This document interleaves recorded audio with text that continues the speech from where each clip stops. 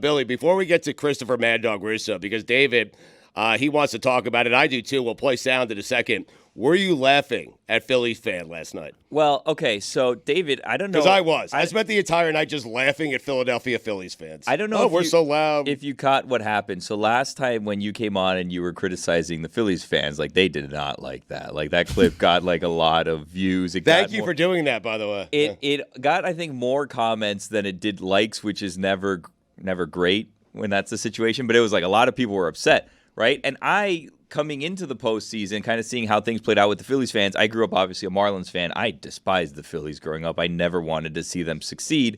But it seemed like a fun, cool environment. I'm like, oh, you know what? Like, this seems like everybody's having a good time there. Like, it's a different environment than we're seeing in the other games. Like, I would be fine, I guess, if the Phillies went on. And then over the weekend, I don't know what happened. I feel like it was probably the Eagles game against the Dolphins where I'm like, you know what?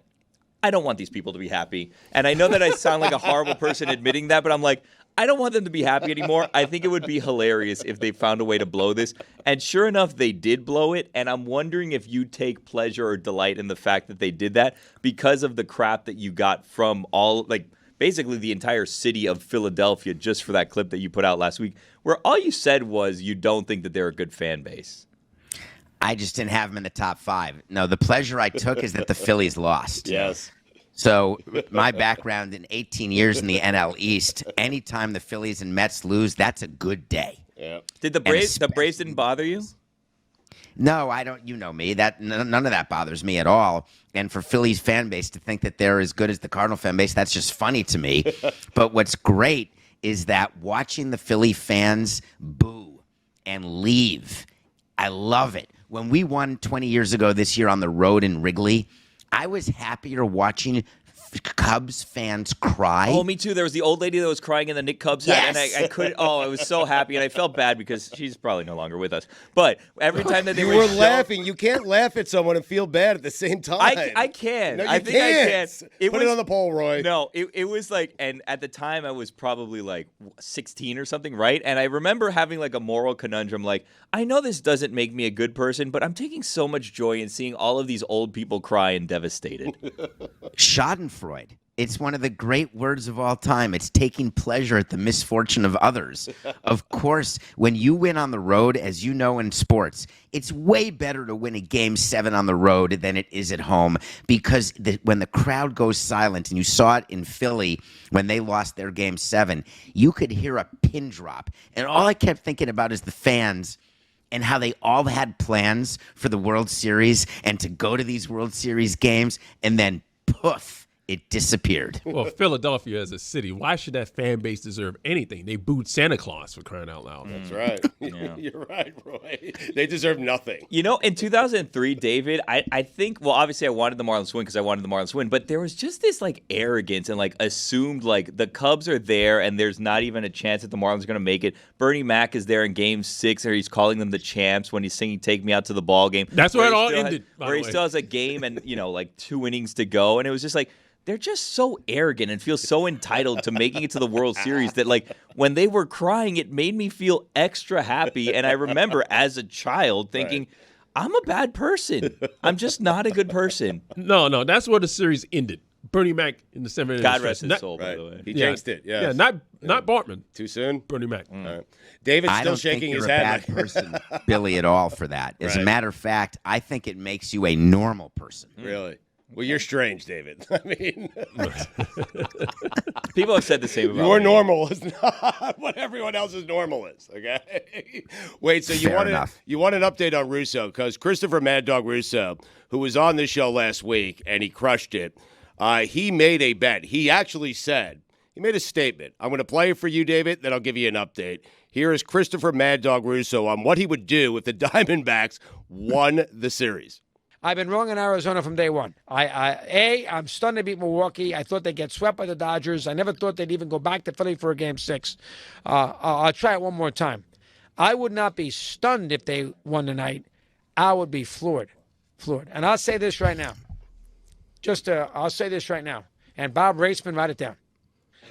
Write it down. If they win the next 2 days, they win the next 2 games and win this series in 7 games, if they win, I will retire on the spot. He's working today, David, just so you know. Oh, he is? Yes, he is. He's working today, doing his normal shift, Mad Dog Radio, because he did not want to retire. It's one of those sports radio things that we do, and we say something that we don't mean. Lord knows I've done it 1,000 times over the 20 years of doing this show. But they came to an agreement. Howard Stern got in the way. And so Stern said, listen, you don't have to retire, okay? But what you have to do is walk around New York City in an Arizona Diamondbacks bikini with a sign that says, I'm a douche. Whatever. It's a cop-out. That's a joke. You're going to rip Mad Dog? Is that what you're going to do? The fact is that when you say something like that, don't say something on the air that you're not willing to follow through. Well, I mean, it's retiring. Not good radio. It's not good anything. He loses all credibility to me.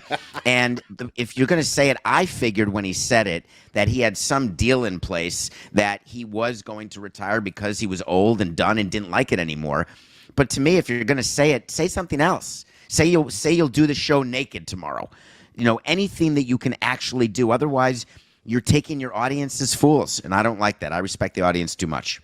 The audience will be glued to Mad Dog Show today. I mean, it's all over. He's on First Take already. It's everywhere on social media. He's already working? Yeah, he's on First Take.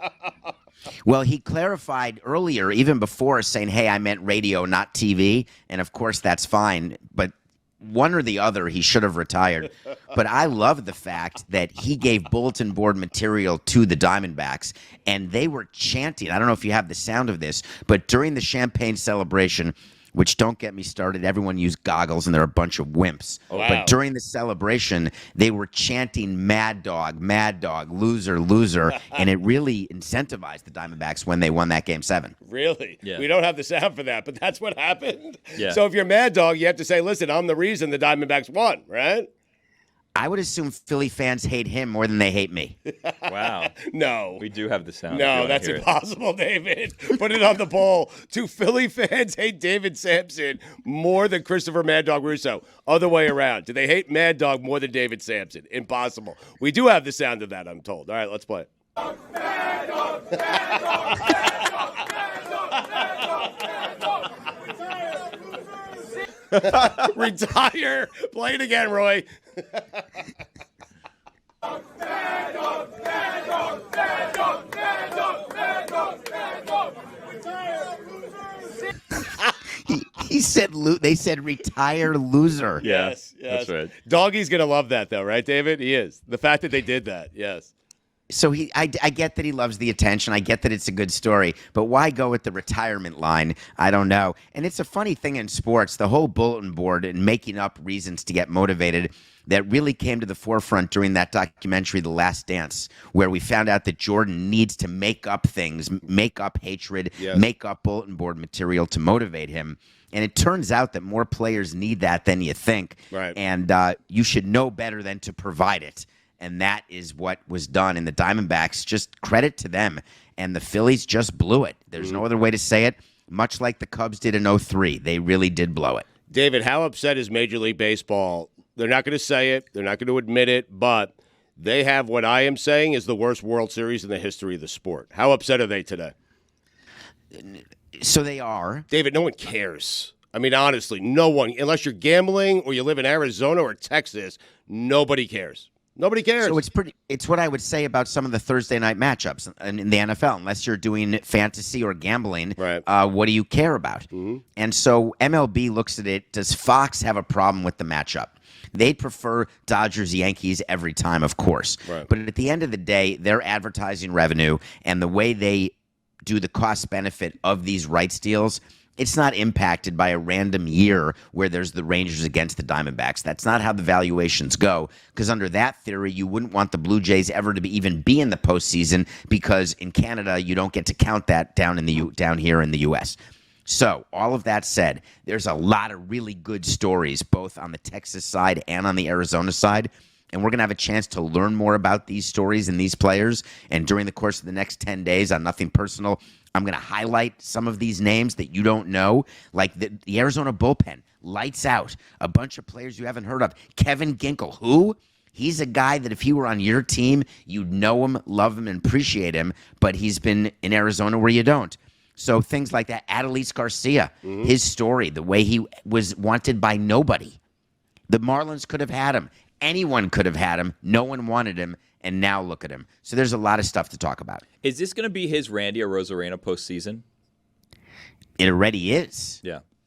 I mean, think about what he's done. Now, you're mentioning that, and we talk about Cardinals fans. Let's talk about the Cardinals front office. Garcia and Arozarena were both Cardinal players who were let go because they weren't thriving there. And, Billy, you've always been upset and on the Andrew Miller and Cameron Maybin stuff. And I only point out that every team in baseball has really good players who aren't really good for them and then go somewhere else and become really good. So it wasn't just me. It's every front office out there, from the best to the worst. All right, so next